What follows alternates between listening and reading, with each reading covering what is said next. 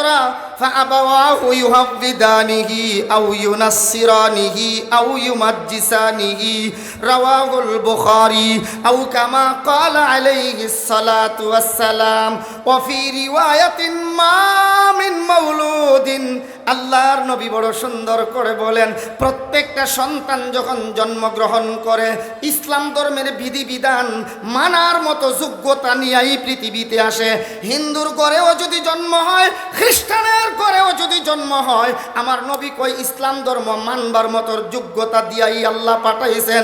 অতঃপর তার মা, অতঃপর তার বাবা, আবাওয়াহু ইউহাউইদানিহি, তার মা বাবা তারা ইহুদি বানায়, আও ইউনাসসিরানিহি, তাকে খ্রিস্টান বানায়, আও ইউমাজ্জিসানিহি, অথবা তাকে অগ্নি পূজক বানায়। কথা বলেন ঠিক কিনা?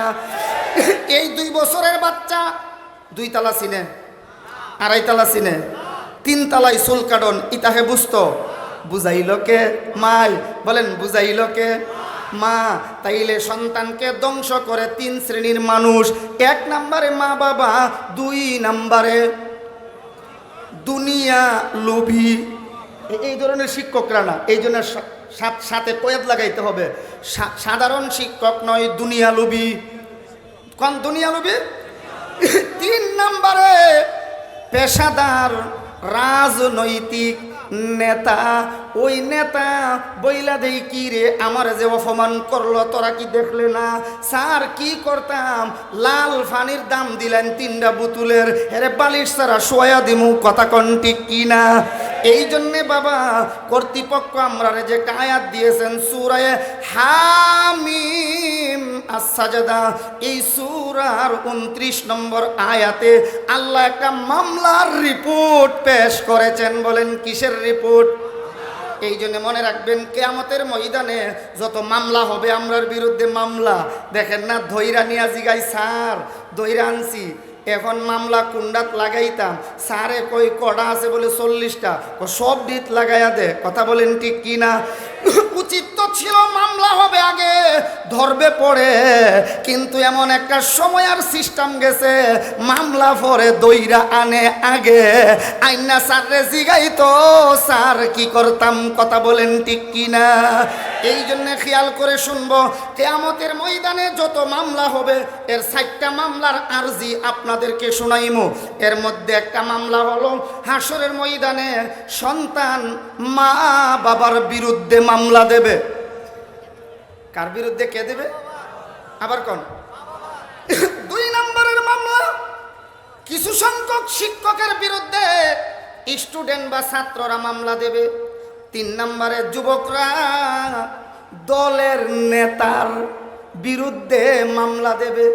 4 নম্বরে কোরআনকে যারা অবজ্ঞা করেছিল তাদের বিরুদ্ধে আল্লাহর নবীজি মামলা দেবেন। 4টা কথার পক্ষে আমি তাফসীর করতে হবে না, কুরআনুল কারিমে আয়াত আছে, আয়াত আল্লাহ নিজেই বলে দিয়েছেন এই সকল লোকেরা এই সকল লোকদের বিরুদ্ধে মামলা দিবে। এর মধ্যে প্রথম মামলার আরজিটা হলো আমাদের আলোচ্য বিষয়ের যে আয়াত দেওয়া হয়েছে, রব্বানা আরিনাল্লাযাইনি আদাল্লানা মিনাল জিন্নি ওয়াল ইনসি নাজআলহুমা তাহাতা আকদামিনা লিয়াকুনা মিনাল আসফালিন। আল্লাহু আকবার। মা বাবার বিরুদ্ধে সন্তান মামলা দিবে, আল্লাহ কইব জাহান্নামে যাও। সন্তান বলবে আল্লাহ কেন? কই তোমার এই এই এই এই অপরাধ, নবীর সহি তরিকা মতে চলো নাই, এমনকি তোমার নামটাও তো ভালো ছিল না, নামটাও যে রাখছ এই নামও সঠিক নাম নয়, এই জন্যে তোমাকে তো এই যে অপরাধ করেছ জাহান্নামে যেতে হয়। সন্তান বলবে আল্লাহ ঠিক আছে, আমাদেরকে একটু দেখাইয়া দিন না আমরার মা বাবা কোথায়, এরা আমাকে দিন শিখাইলো না, আজকে জাহান্নামে যেতে হলে আমরা যেমন মানুষের সামনে অপমানিত হয়েছি তাদেরকেও আমরা আমাদের পায়ের নিচে ফেলে দিয়ে তাদের বুকে পাড়া দিয়া এরপরে আমরা জাহান্নামে যাব। নাউজুবিল্লাহ, নাউজুবিল্লাহ জোরে কোন।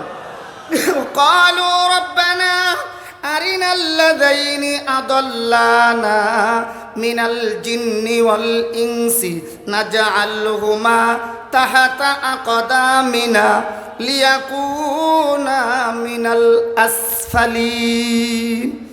যুবক কিয়ামতের ময়দানে দলের নেতার বিরুদ্ধে মামলা দিবে। সরাসরি আল্লাহ নেতার বিরুদ্ধে যে মামলা দিব, নেতা শব্দটাও আল্লাহ উল্লেখ করে দিয়েছেন। রব্বানা ইন্না আতানা সাদাতানা ওয়া কুবারানা ফাআদাল্লুনা সাবিলা রব্বানা আতিহিম দি'ফাইনি মিনাল আযাবি ওয়ালআনহুম লা'নান কাবীরা। আল্লাহু আকবার। যুবকরে বলবে জাহান্নামে যাও। যুবক বলবে আল্লাহ জাহান্নামে যদি আমার যদি জেলখানায় যেতেই হয় তা আমি একটা মামলা দিয়ে যাই। আল্লাহ বলবেন মামলা কার বিরুদ্ধে? আল্লাহ আমার দলের না, আরে দলের না, দলের নেতার। রব্বানা ইন্না আতানা সাদাতানা ওয়া কুবারানা। আল্লাহ আমরা তো অনুসরণ করতাম, অনুসরণ করেছিলাম আমার দলের নেতা অকুবারা আনা, আমার বড় যারা মুরব্বী যারা তাদের অনুসরণ করেছিলাম। ও আল্লাহ তারা আমাদেরকে পথভ্রষ্ট করেছে। রব্বানা আতিহিম দি'ফাইনি মিনাল আযাব। আমার অপরাধের কারণে যদি আমাকে জেলখানা জাহান্নাম নামক জেলখানায় যেতে হয়, আমার জেল যদি হয় 50 বছরের, আমার দলের নেতার জেল দিবাই। রব্বানা আতিহিম দি'ফাইনি, দি'ফাইন অর্থ কি? ডাবল। কোন দি'ফাইন অর্থ কি? আল্লাহ আমার শাস্তি যদি হয় 50 বছর, আমার নেতারে দিলাও। আমার যদি হই 100 বছর, আমার নেতা যে আমারে ওই এই অফিস খরচের নাম দিয়া লাল পানির বোতলের দাম দিত, অফিস খরচের নাম দিয়া সন্ত্রাসী কর্মকাণ্ড ঘটাইবার জন্য যে আমারে টাকা দিত, আমি তো তার কারণে সন্ত্রাসী শিখেছি। এই জন্য আল্লাহ আমার শাস্তিটা যতটুকুন আমি মামলা দায়ের করলাম, আমার নেতার শাস্তিটা হবে তার অর্ধেক না ডাবল। কথা আমার না আল্লাহ? বলেন কথা কার? আমাদের না আল্লাহ? এই জন্য হাসরের মাঠে কিছু মামলা হবে। এ ভাই, যুবকরা ইসলামের মেরুদণ্ড, যুবকরাই তো রক্ত দিয়েছে ইসলামের জন্য। এমন কি দেশের জন্য অত আবু সাইদের মতো আর মাহফুজুর রহমান মুগ্ধর মতো লোকেরা এই যে বলেছিল ভাই পানি লাগবে কি পানি, হাই রে নরপিচাসের দল, কি ছিল তার অপরাধ? পানি লাগবে নি, পানি বলাতে তাকে গুলি করে মারা হলো। এমন আমার ছেলের কিছু, আমার দেশের কিছু যুবকেরা তো দেশের জন্য রক্ত দিয়ে দেখায়া দিছে ইসলামের জন্য যুবকরা যেমন জীবন দেয়, দেশের স্বাধীনতা রক্ষার জন্য আমার দেশের যুবকেরাই রক্ত দেয়। কথা বলেন ঠিক কিনা? রাসূল করিম সাল্লাল্লাহু আলাইহি ওয়াসাল্লাম এই মর্মে বড় সুন্দর করে বলেন, সাবাআতু ইউযিল্লুহুমুল্লাহু ফি জিল্লিহি ইয়াউমা লা জিল্লা ইল্লা জিল্লুহু। আরশের ছায়া ব্যতীত যেদিন আর কোনো ছায়া থাকিবে না, সেই দিন আমার আল্লাহ 7 প্রকার লোককে, 7 শ্রেণীর লোককে আরশের ছায়ার নিচে আল্লাহ মায়া করে দয়া করে জায়গা দান করবেন। 1 নম্বর ইমামুন আদিলুন, ন্যায় বিচারক যারা, তাদেরকে আমার আল্লাহ আরশের ছায়ার নিচে জায়গা দেবেন। জনগণের মাল আত্মসাৎ করে নাই, জনগণের কোনো ক্ষতি করে নাই, ন্যায় বিচার যারা করেছে আমার আল্লাহ এমন লোকদেরকে আরশের ছায়ার নিচে জায়গা দেবেন। সুবহানাল্লাহ। ও শাবুন নাশা ফি ইবাদাতিল্লাহ, ওই যুবক, যেই যুবক তার যৌবনকাল আল্লাহর গুলামিতে কাটাইয়া দিয়েছে। সুবহানাল্লাহ। ও রাজুলুন কলবুহু মুআল্লাকুম বিল মাসাজিদি ইযা খারাজা মিনহু হাত্তা ইয়াউদা ইলাইহিম, ওই যুবক, ওই মানুষ, যেই মানুষের মনটা মসজিদের সাথে লটকায় রাখছে। সুবহানাল্লাহ। ও রাজুলান তাহাব্বা ফিল্লাহ ইযা জাতামা আলাইহি ওয়া তাফাররাকা আলাইহি। 4 নম্বরে হলো ওই বেটা, ওই মানুষ, যেই মানুষটা একে অপরকে মহব্বত করছে আল্লাহরে খুশি করার জন্যে। সুবহানাল্লাহ কোন সুবহানাল্লাহ। আল্লাহর নবী কয় ও রাজুলুন কালবুহু মুআল্লাকুম বিল মাসাজিদি ইযা খারাজা মিনহু হাত্তা ইয়াউদা ইলাই। ওই মানুষ যে তার মনটাকে মসজিদের সাথে লটকায় রাখছে, ওই লোকটাকেও আমার আল্লাহ আরশের ছায়ার নিচে জায়গা দেবেন। সুবহানাল্লাহ। এরপরে আল্লাহর হাবিব বড় সুন্দর করে বলেন, ওই মানুষ, যেই মানুষটা নির্জনেও আমার আল্লাহকে ভয় করেছে, ওরাজুলুন দাতুহু ইমরাতুন যাতু হাসাবিন ওয়া জামালিন ফাকালা ইন্নী আখাফুল্লাহ। কোন বংশীয় মেয়ে এবং সুন্দরী মেয়ে, সুন্দর ওই কিন্তু বংশবালা না, অনেকের মন আকৃষ্ট হয় না এই বংশে যাইতাম না, কথা কোন ঠিক কিনা? সুন্দরের পাশাপাশি বংশ যদি ভালো হয়, এটা নূরুন আলা নূর হয়, সুনাই সুহাগা হয়। এই জন্য আল্লাহর নবী বলেন অরাজুলুন দাতু ইমরাতুন জাতু হাসাবিন ও জামালিন, দেখতে বড় সুন্দরী, বংশ বড় ভালো, এমন মেয়ে অফার দিছে। অফার দেওয়ার পরে যুবকটা কয় ফাকালা ইন্নী আখাফুল্লাহ। আল্লাহু আকবার। ওই যুবকটা বলে, ও যুবতী, এখানে যদিও কেউ নাই, কেউ দেখে না, আমার আল্লাহ তো দেখেন। ফাকালা ইন্নী আখাফুল্লাহ, আমি আমার আল্লাহকে ভয় করি। ওয়ারাজুলুন তাসাদ্দাকা বিসাদাকাতিন ফাআখফাহা হাত্তা লা তা'লামা শিমালুহু মা তুনফিকু ইয়ামিনুহু। আল্লাহর পথে যেই ব্যক্তি দান করে, দান করার সময় তার বাম হাতেও জানে না ডান হাতে কি দিছে, অর্থাৎ মানুষের দেখাইবার জন্যে দান করে না। আরেকজন ব্যক্তি হলো 7 নাম্বার, ওই ব্যক্তি যেই লোকটা রাজুলুন যাকারাল্লাহ খালিয়ান ফাফাদাত আইনা, কেউ নাই যেখানে, নির্জন স্থানে বসে বসে আল্লাহর কাছে কান্দে আর বলে পরওয়ারদিগার আলম তেরা হি হে সাহারা, তেরি সাওয়া ইস জাহাঁ মে কোই নাহি হামারা, আই খোদা ই বান্দারা রসুয়া মুকুন গর্ব দমন সিররে মন পয়দা মুকুন দোস তারা কুজা কোনি মাহরুম তু কে বা দুশ্মনা নজরদারি। আল্লাহু আকবার বলেন। আল্লাহকে ডাক দিয়া বলে, আল্লাহ এখানে কেউ না, একমাত্র তুমি আমাকে দেখতেছো, এই জন্য চোখের পানি ছেড়ে দিয়া আল্লাহর কাছে কান্দি আর ক্ষমা চায়। আল্লাহর নবী কয়, এই 7 দল মানুষকে আমার আল্লাহ আরশের ছায়ার নিচে জায়গা দেবেন। যুবক, তুমি তো সমাজের মেরুদণ্ড, তুমি তো দেশের মেরুদণ্ড, তুমি তো ইসলামের মেরুদণ্ড, রক্ত তো যুবকেরাই দিয়েছে ইসলামের জন্য। সবাই বলেন ঠিক কিনা? যুবকরাই তো ইসলামের জন্য প্রাণ দিয়েছে বেশি। এই জন্য যুবকের চরিত্র তো অবশ্যই ব্যতিক্রম হওয়া দরকার। জোরে বলেন ঠিক কিনা? আল্লাহর নবী এক হাদিসে বলেন, ইগতানিম খামসান কাবলা খামসিন, শাবাবাকা কাবলা হারামিক, ওয়া সিহহাতাকা কাবলা সাকামিক, ওয়া গিনাআকা কাবলা ফাকারিক, ওয়া ফারাগাকা কাবলা শুগলিক, ওয়া হায়াতাকা কাবলা মাউতিক, আও কামা ক্বালা আলাইহিস সালাতু ওয়াস সালাম। আল্লাহর নবী কয়, 5টি জিনিস আসার আগে আগে অপর 5টি জিনিসকে মূল্যায়ন করো। সুবহানাল্লাহ। 1 নাম্বার, শাবাবাকা কাবলা হারামিক, বৃদ্ধকাল আসার আগে আগে যৌবন কালকে মূল্যায়ন করো। কোন কাল আসার আগে আগে? অসিহহাতাকা কাবলা সাকামিক, অসুস্থ হওয়ার আগে আগে সুস্থ সময়টাকে গনিমত মনে করো। অগিনাআকা কাবলা ফাকারিক, মাল হাতছাড়া হওয়ার আগে আগে এই মালকে কাজে লাগাতে চেষ্টা করো।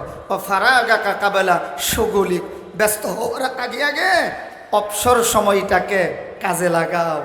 শেষ কথাটা, ও হায়াতাকা কাবলা মৌতিক, তোমার জীবনটাকে মরণ আসার আগে আগে কাজে লাগাও। আচ্ছা আপনারা বলুন তো দেখি, হায়াতের ভিতরে যৌবনকাল নাই?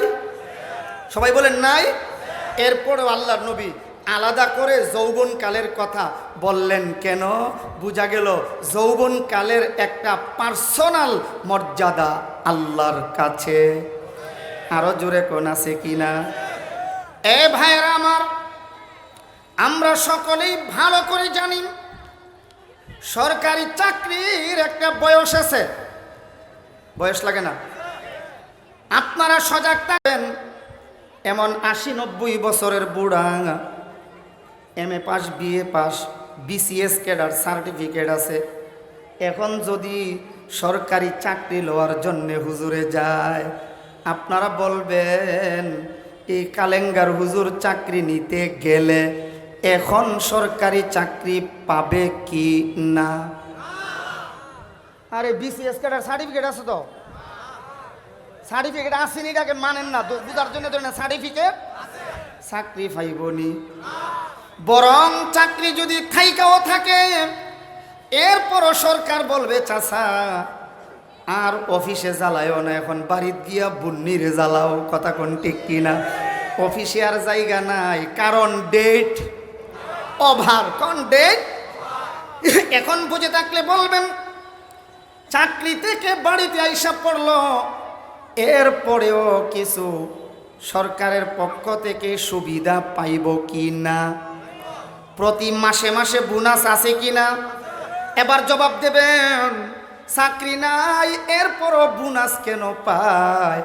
সরকার চিন্তা করে দেখেছে এখন যদিও বুড়া হয়ে গেছে, যৌবনকালটা তো আমার সরকারের চাকরি করেছে। কথা বলেন ঠিক কিনা? আল্লাহর নবী কো আমার উম্মতের যুবকেরা শুনো, বাংলাদেশ সরকারের চাকরি যৌবনকালে করার কারণে এখন বৃদ্ধকালে যদি লোকটা বোনাস পায়, এমনইভাবে যুবক তুমি যদি তোমার যৌবনকাল আল্লাহর গোলামিতে কাটাইতে পারো, ফরজ আদায় করার পাশাপাশি ওয়াজিব আদায়, সুন্নতে মুআক্কাদা আদায়ের পাশাপাশি নফল সুন্নত যদি তুমি সুন্নতে জায়েদা মুস্তাহাব্বাত যদি আদায় করতে পারো, আমার আল্লাহ ফিরিস্তাদেরকে বলবেন, ফিরিস্তারা বাংলাদেশ সরকার যদি বুড়া হয়ে গেলেও বোনাস দিতে পারে, পেনশন দিতে পারে, আমি আল্লাহ তোমাদেরকে বলে দিলাম আমার এই বুড়া বান্দাটা যৌবনকালে যে কোরআনুল কারীমের তিলাওয়াত করেছে, আল্লাহু আকবার বলেন, এখন তো চোখে দেখে না, কোরআনুল কারীম তিলাওয়াত করতে পারে না, নফল বেশি বেশি পড়তে পারে না, কোনো মতে ফরজগুলি আদায় করে ওই যৌবনকালে যত নফল পড়ছিল, কোরআন তিলাওয়াত করছিল, মাহফিল আর তাফসীর সম্মেলনে দান খয়রাত করছিল, এখন পারে না। না পারলেও যৌবনকালের নফল ইবাদতের সওয়াবগুলি লিখতে থাকো, লিখতে থাকো, লিখতে থাকো। আল্লাহু আকবার বলেন। ফেরেশতারা বলেন আল্লাহ লিখবো কতদিন? ওই বুড়াই বাঁচবো যতদিন, যতদিন বাঁচবে ততদিন পর্যন্ত যৌবনকালে যে কোরআন তেলাওয়াত করেছিল, যৌবনকালে যে নফল পড়ছিল, বোনাস হিসাবে এইগুলি লিখতেই থাকো, লিখতেই থাকো। আল্লাহ কতদিন বাঁচবে? যতদিন। কোন লিখবে কতদিন? বাঁচবে যতদিন, ততদিন পর্যন্ত লিখতেই থাকো। এর যুবক তোমার যৌবনকালের দাম আল্লাহর কাছে আছে। কথা বলেন, কথা বলেন ঠিক কিনা? এই জন্যে আমার আল্লাহ বড় সুন্দর করে বলেন, মানুষ যখন জাহান্নামে যাবে, ওহুম ইয়াস্তারিখুনা ফিহা রব্বানা আখরিজনা না'মাল সালিহান গায়রাল্লাযী কুন্না না'মালু আওয়ালাম নুআম্মিরকুম মা ইয়াতাযাক্কারু ফীহি মান তাযাক্কারা। আল্লাহ তাআলা বলেন মানুষ জাহান্নামে গিয়া যখন চিৎকার করতে থাকবে, ওহুম ইয়াস্তারিখুনা ফিহা, আল্লাহকে বলবে আল্লাহ রব্বানা আখরিজনা, আল্লাহ জাহান্নাম থেকে আমরারে বের কইরা দাও, দুনিয়াতে আবার পাঠাও। না'মাল সালিহান গায়রাল্লাযী কুন্না না'মালু, আগে যত বদ আমল কইরা আসছি, চুরি বাটফারি সিটারি কইরা আইছি, এখন দুনিয়াতে পাঠাইলে এমন কাজ আর করব। আল্লাহ তাআলা বলবেন আওয়ালাম নুআম্মিরকুম মা ইয়াতাযাক্কারু ফীহি মান তাযাক্কারা, এ মানুষ তোমারে কি আমি আল্লাহ এমন বয়স দেই নাই যেই বয়সে নেক কাজ করতে পারতে? ওই সময় কেন করলা না? দুধ দুহন করলে যেমন আর উলানের ভিতরে ফিরাইয়া দেওয়া যায় না, আমি আল্লাহ আর পৃথিবীতে ফেরত পাঠাবো না। আল্লাহ কয় ওয়াজাআকুমুন নাযীর, তোমাদের কাছে তো ভীতি প্রদর্শনকারীরা আসছিল, এরপরও তোমরা এই কথাগুলি গ্রহণ করো নাই। ফাজুকু ফামালিজ জালিমিনা মিন নাসির। সুতরাং আযাব, এখন আযাবের স্বাদ গ্রহণ করো, আর জালিমদের জন্য কিয়ামতের মাঠে কোনো সাহায্যকারী থাকিবে না। আরে এই দুনিয়াতে তো সাহায্যকারী পাওয়া যায় না, এই দুনিয়াতে পাওয়া যায়? এই দুনিয়াতেই তো পাওয়া যায় না। আর হাসরের মাঠে এই ভয়াবহ পরিস্থিতির মধ্যে আল্লাহ কয় ফামালিজ জালিমিনা মিন নাসির, জালিমদের কোনো সাহায্যকারী থাকিবে, বলেন জালিমদের কোনো সাহায্যকারী থাকিবে না। এই জন্য যুবক, তোমার এই যৌবনকাল, আমার এই যৌবনকাল যদি কাজে না লাগায়, তখন কিন্তু আফসুসের কোনো সীমা থাকিবে না।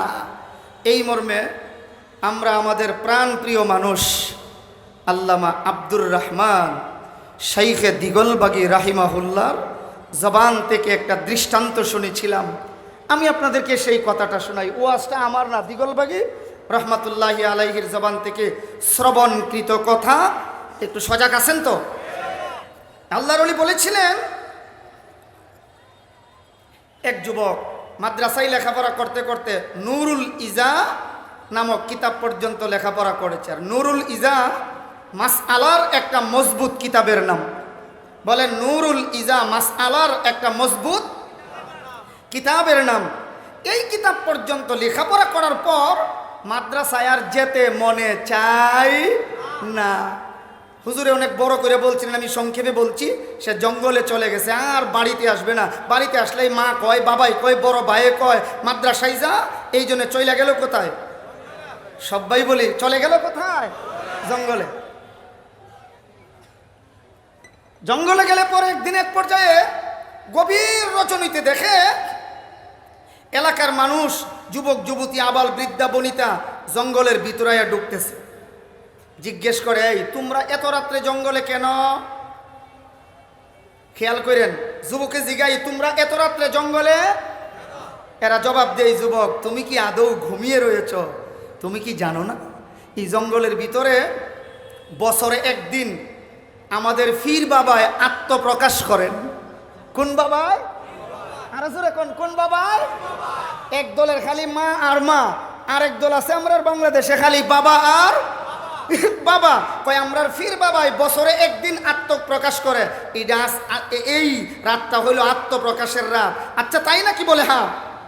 তো তোমরা সাথে আমারে নিবাই নিয়ে কই তুমি গিয়া করবা কি? কই তোমরা গিয়া করবা কি? কই আমরা গিয়া ফির বাবার খান্দাত উবাইয়া কইমু, বাবা আমার দোকানে লাভ হয় না, লাভের দরকার। বাবারে কইলেই লাভ দিয়া দেন, তাই নাকি? বলে হ্যাঁ। বলে এক কথাই, বাবা তোমার দরবার হতে কেউ ফিরে না খালি হাতে, তাই নাকি? বলে হ্যাঁ। আমিও তোমরা সাথে যাইমু। কেনে যাইবা? কই আমি গিয়া কইমু, ফির বাবা এরারে যেমন দিলাইছুন সব কিছু, আমার একটা সার্টিফিকেট দিলাইন। বলে কিতা? আমার মা বাবা চাইছলা শামসুল উলুম টাইটেল মাদ্রাসায় দৌড়াইয়া হাদিস আমারে ফরাইতা, নুরুল ইজা পর্যন্ত পইরা আর ফরলাম না, সুতরাং 1 মিনিটে আমারে দাওরা ফাঁস করাই দিলাইন। সম্ভব? দাওরা পাস করতে হইলে, BA pass, M A pass করতে হইলে একটা সময়ের সিস্টেমের দরকার লাগেনি? বা সময় সিস্টেম লাগে না নি? সময় সিস্টেম লাগে। ফিরের খান্দাত গিয়া আমিও ওবাইয়া কইলাম, ফির বাবা আমারে 1 মিনিটে টাইটেল ফাঁস করাই দিলেন। আচ্ছা পারবা, সমস্যা নাই, আমরার বাবা ইলাখান বুজুর্গ, তাই যেটা সাইন ইতা ওই দিতা পারুন। নাউজুবিল্লাহ বাদ দিয়া কইবেন না কিতা? বাবির লইয়া কাজা কাফারা একসাথে আদায় করে লইবেন, তাহলে একসাথে জোরে কর নাউজুবিল্লাহ। এবার এই যুবকে কই, আচ্ছা ফিরে যা চাই তা দিলেই তোমারে। আচ্ছা আমি যাইমু, তবে ছাড়তাম না। ওই যে বেড়ার গুণা টাইট করবার সময় টান দে দইরা, ইটারে আমরা এলাকাতে ফ্লাশ কই, আপনারা কিতা কই? বেড়া মনে মনে কই, যুবকে কই বাসার পুত্রে ফ্লাশ দিয়া ধরমু, খাইলাতে ধরলে তো ছুটতে যায়, ফ্লাশ দিয়া সিফা দিয়া ধরমু, কেমনে ছুড়ে দেখমু। আমিও গিয়া কইমু আমার 1 মিনিটে টাইটেল ফাঁস করাই দিলেন, দেখমু কেমনে দেয়। এবার গেছে, সবাই গিয়া কয়, বাবা আমার সোনারুঘাট বাজারের বড় দোকানও লাভ নাই, এবার জানে কিতা হইছে, ভাগ্য বালা না, খালি লস আর লস। এবার ফির সাহেব বাবা ওই না আর একজন গিয়া কই বাবা আমার খালি মেয়ে হয়, মেয়ে একটা ছেলের দরকার, যা ওই তোর ছেলে। আর একজন গিয়া কই আমার খালি ছেলে ওই মেয়ের দরকার, কোজা ওইব। যে যা চাই একটাও না করে না, সবই বইলা দে হবে। এবার আসছে ওই যুবকের ফালা, খেয়াল করতেছিনি? যুবক তুমি দিন প্রতিষ্ঠার মেরুদণ্ড, কথা বলেন ঠিক কিনা? তুমি সমাজ সংস্কারের মেরুদণ্ড, সমাজ থেকে জালিম সন্ত্রাসকে বিদায় করার জন্য তুমি মেরুদণ্ড, কথা বলেন ঠিক কিনা? সমাজকে সংস্কার করার জন্য তুমি জিরো নও, তুমি হিরো, জোরে বলেন ঠিক কিনা? যুবক রে একটু খেয়াল কইরা শোনো। ওই যুবকটা গিয়া দাঁড়াইয়া এবার কই ভিসা বুজুর, আমি যে আপনার খান্দা তাইছি একটা বালা জিনিসের লাগিয়া। বলে কি? আমার মা বাবা তো আমারে চাইছিল দৌড়ায় হাদিস ফাঁস করাইতা, আমি এই জিনিসটা নেওয়ার জন্য আপনার কাছে আইছি। এই কথাটা বলবে এমন সময় তাকায়া দেখে পীর সাহেবের মধ্যে দুইটা অলৌকিক জিনিস দেখা যায়। কয়টা? এক নম্বরে দেখা যায় তার চোখ দুইটা, একটা চোখের মধ্যে এই কালা বা লাল কষ্টিপ লাগাইয়া বন্ধ করে রাখছে, বুঝছেন না? দুই নম্বরে দেখে তার নাকের পাশই এই দিক দিয়ে এমনি এক প্রকার সুতা দুর্গন্ধযুক্ত ময়লা লাগাইয়া এইভাবে বান্ধিয়া রাখছে, এমনি মুখোশ পরে নানি মাস্ক এইভাবে এখানে সুতা লাগাই রাখছে। যুবকে কই হুজুর আমি কি কারণে আইছি এটা কই মনে পড়ে? আগে কইলাইন আপনার মধ্যে যে দুইটা জিনিস দেখা যায়, চোখের মধ্যে কষ্টিপ লাগাইছেন একটা, আর একটা দা খালি দেখেন, আর এখানে দুর্গন্ধযুক্ত সুতা লাগাই রাখছেন, এর কারণ কি? এমনি হিসাবে কই বাবা এটা মারফতি কথা, তুমি বুঝতাই না। কি কথা? মারফতি কথা তুমি বুঝবা না। যুবকে কয় মনে মনে কয় আমি তো নুরুল ইজা পর্যন্ত লেখাপড়া কইরা ওই আইছি, আমার তো জানা আছে কোনটা মারফত আর কোনটা মরবার ফত, আমার জানা আছে। মনে মনে কয় আচ্ছা ছাড়তাম না অত সহজে সারাসারি না বাসা, এত সহজেই সারাসারি না বাসা ছাড়তাম না। আচ্ছা হুজুর কেমনে মারফতি কথা একটু কনচেন শুনি। কই দেখো আমার দুইটা শখ আছে, দুইটা তো আমার লাগে না, একটা হইলি তো চলে। যেখানে 1 টাকা খরচ করলে চলে, ওইখানে 2 টাকা খরচ করবার নাম অপচয়। আর আল্লাহ কোরআনে বলছেন ইন্নাল মুবাজ্জিরিনা কানু ইখওয়ানাশ শায়াতিন, অপচয়কারীরা শয়তানের ভাই। যুবক কই কিরি শয়তানে কই কি? আল্লাহ দিছেন 2 চোখ দেখার জন্য, আল্লাহ বুঝুন না, হ্যাঁ আল্লাহর থেকে বেশি বুঝি লাইছে। এমনি কই হুজুর আপনি নামাজ পড়েননি? বলে হ্যাঁ। তো নামাজ পড়লে ওযু করেননি? বলে হ্যাঁ। তে ওযু কেমনে করেন? কই কষ্টিবের উপর দিয়াই করি। কই হুজুর আমি তো কিতাবে পড়েছি আগার এক বাল বরাবর জায়গা বিহি সুক্কি রাহা যায় তো ওযু না হোগি। 4টা জায়গার মধ্যে 3 জায়গা তো দৌত করা, এই 3 জায়গার কোনো এক জায়গা একটা পশম পরিমাণ জায়গা যদি শুকনো থেকে যায় ওযু ওইবনি। আগার ওযু না হো তো নামাজ হুগি, ওযু না হইলে নামাজ হবে না। এমনি হিসাবে কই বাবারে আমি তো ইতা চিন্তা করছি না। যুবকে ডাক দিয়া কই হুজুর ইতা চিন্তা করবার নাম মারিফত, আর চিন্তা না করলেই হলো মরার পথ, কথা বলেন ঠিক না? এবার জিজ্ঞেস করে একটু বলেন কেন এখানে সুতা লাগাইছেন, আবার দুর্গন্ধযুক্ত সুতা? কই বেটারে আমি কোরআন হাদিসের মধ্যে পড়েছি, আমি শুনেছি মানুষের কাছ থেকে মনে যা চাই তার বিরুদ্ধে করলে অনাহান নাফসা আনিল হাওয়া, মনে যা চাই এর বিরুদ্ধে করলে হয় মুত্তাকি পরহেজগার। আমার মন চাইছিল আতর লাগাইতাম, আতর। মন কেন আতর চাইলো? এই জন্যে বাথরুমের টয়লেটের মাল লাগাইয়া আমি সুতা বাঁধছি, এখানে নে জীবনের আতর লাগাইয়া দিলাম। এমনি যুবকে কয় ও পীর সাহেব ভালো কইরা শুই না রাখেন, আমার নবী সুগন্ধ পছন্দ করতেন, আর আপনি সুগন্ধের বিরুদ্ধে এমনটা করলেন, এটা মারিফত হতে পারে না। এবার ওই আমাদের আল্লামা আব্দুর রহমান শেখ দিগলবাগী রাহমাতুল্লাহ আলাইহি বলছিলেন এই পিসাব এবার ওই যুবকটারে কই যুবক রে তুমি আইছিলে আমার কাছে মুরিদ হওয়ার জন্য, আজকের থেকে তুমি আমার পীর আর আমি তোমার মুরিদ। ওই যুবক মজবুত কইরা ধরার কারণে সমাজ সংস্কার হইয়া যায়। এই জন্য আল্লাহর হাবিব বিশ্বনবী রহমতে আলম সাল্লাল্লাহু আলাইহি ওয়াসাল্লাম বড় সুন্দর করে বলেন, ও যুবক, তোমার যৌবন কালটাকে তুমি গনিমত মনে করো, কারণ যৌবন কালে যা করা যায় যৌবন কাল চলে গেলে কিন্তু তা করা যায়। আবার কোন তা করা যায় না। এজন্যে শেষ দিকের কথা আমরা খেয়াল করে শুনবো। বিষয়টা তো অনেক বড়, আমার সময়ে যতটুকুন কোলাচ্ছে আমি শুধু সেদিকেই যাচ্ছি, নাইলে আপনাদের সামনে যে 4-5টা পয়েন্ট সূচিপত্র রেখেছিলাম প্রত্যেকটার মধ্যেই তো গুরুত্বপূর্ণ কথা আছে, হাদিস আছে, বাস্তব ওয়াকিআত আছে, সেইগুলি বলা দরকার ছিল, কিন্তু সময়ের স্বল্পতায় হচ্ছে না। আমি সর্বশেষ কথা শোনাতে চাই আপনাদেরকে, তাকরার করতে চাই আপনাদেরকে নিয়ে। যুবকদেরকে যদি সংস্কার করতে হয় তাইলে আমাদের কিছু করণীয় আছে। বলেন আমাদের কিছু, এই কথাগুলি একটু মন দিয়ে শুনবো। 1 নাম্বার, বাচ্চাদেরকে মসজিদে আসতে উদ্বুদ্ধ করা। বলেন বাচ্চাদেরকে মসজিদে আসতে। আমরা তো বাচ্চারা মসজিদে আইলে পিছনে যা, দ্বিতীয় কাতারে গেলে একজন পিছনে যা, ইতা করতে করতে হেরে দে সবার ফেশনে। বাচ্চারা ফেশনে গিয়া যখন রুকুত যায়, হ্যাঁ রুকুত থেকে উঠতে হাত একটা রেডি করে এমনি ধরে রাখে, হিটা উঠবার সময় এমনি মারে। আচ্ছা আপনারা কন্ত দেখি বাচ্চাদেরকে পেছনে দিলে তাদের দুষ্টুমি সারে না বাড়ে? এই জন্য মাসআলা মনে রাখবেন। মাসআলা হলো বাচ্চারা দাঁড়াবে কোথায়? বলেন প্রশ্ন কি, বাচ্চারা দাঁড়াবে? এক। দ্বিতীয় কথা হলো বাচ্চা কোন কোন বাচ্চাকে আমরা মসজিদে আনবো, কাদেরকে আনবো না। এই মাসআলার সঠিক সমাধান হলো বাচ্চা 2 প্রকার। বলেন বাচ্চা, একদল বাচ্চাই অজু গোসল বাথরুম বুঝে, আরেক দল বাচ্চাই অজু গোসল বাথরুম বুঝে না। যারা বাথরুম কোনটা, মসজিদ কোনটা, অজু গোসল কারেকো, এগুলি কিচ্ছু বুঝে না, এই জাতীয় বাচ্চাদেরকে মসজিদে আনা যাবে না। বলেন এ জাতীয় বাচ্চাদেরকে মসজিদে আনা।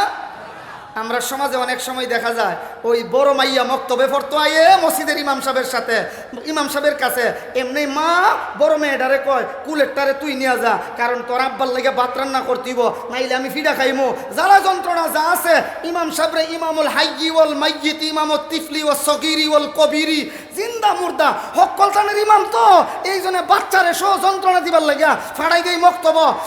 ইমাম সাহেব মক্তব পড়াইবার পরে 3 মাস পরে আয়া কয়, ও হুজুর কিতা করাইছেন, আমার মেয়ে কোরআন পড়তে পারে না, বিয়া দিমু কেমনে, হুজুরে পড়াইতো কেমনে? এই যে মক্তবের শিক্ষক একজন আর ছাত্র ছাত্রী হইলো 200। কথা বলেন ঠিক কিনা? এই জন্য খেয়াল করব যে যেই বাচ্চারা অজু গোসল বুঝে না, বাথরুম বুঝে না, এদেরকে মসজিদে আনা যাবে না, এদেরকে মসজিদে আনা নিষেধ। আর যারা যেমন এই জাতীয় বাচ্চারা, এমন ছোট ছোট বাচ্চাদেরকে যারা অজু গোসল বুঝে, 7 বছর 8 বছরের বাচ্চারা, এদেরকে আমরা মসজিদে আসতে উদ্বুদ্ধ করব যে মসজিদে আসলে আবার দাঁড়াবে কোথায়? আমরা কানে দইরা,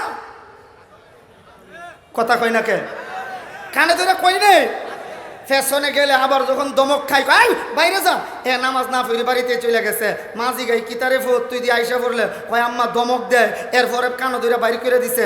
এতে মসজিদের মুসল্লি বাড়লো না কমলো? এই জন্য বাচ্চারা দাঁড়াবে কোথায়?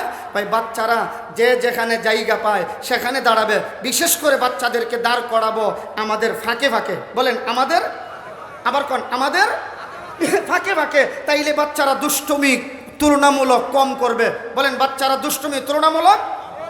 তো বাচ্চা মসজিদে দুষ্টামি করে এই জন্য তো পেছনে নেই।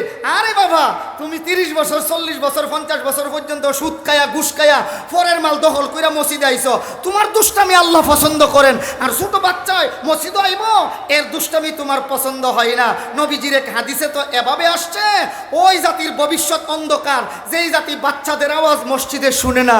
বাচ্চাদের আওয়াজ যে এলাকায় মসজিদে আছে, ওই এলাকার ভবিষ্যৎ যুবক প্রজন্ম, ভবিষ্যৎ প্রজন্ম যুবকরা ভালো হবে। এই জন্য তাদেরকে মসজিদে আনবো। বলেন বাচ্চাদেরকে মসজিদে আসতে উদ্বুদ্ধ করব। যুবকদেরকে সংস্কার করার জন্য দ্বিতীয় কাজ হলো আমাদের তাদেরকে সোহবতে আহলুল্লাহ নেব, আল্লাহওয়ালাদের সংস্রব দেব। 3 নম্বর, আমরা যুবকদেরকে আমার ছেলেটা কার সাথে চলে, ভালো সঙ্গী সাথী নির্বাচন করে দেব। সঙ্গী সাথী যদি ভালো না হয় তাইলে দেখা যায় আমার সন্তান নষ্ট হয়। 4 নম্বরে যুবকদেরকে সংস্কার করতে হলে আমার সন্তানকে দ্বীনি শিক্ষার তালিম দিতে হবে। 5 নম্বরে ইমাম সাহেব যারা আছেন, বিশেষ কইরা আলিম উলামা এবং ইমাম সাহেবরা যুবকদেরকে ডেকে ডেকে একটু কাছে রাখতে হবে। তাদেরকে কাছে রাখলে আমাদের যুবকরা মসজিদে বেশি বেশি আসবে, আস্তে আস্তে সমাজের তারা উপকার করবে। কথা বলেন ঠিক কিনা?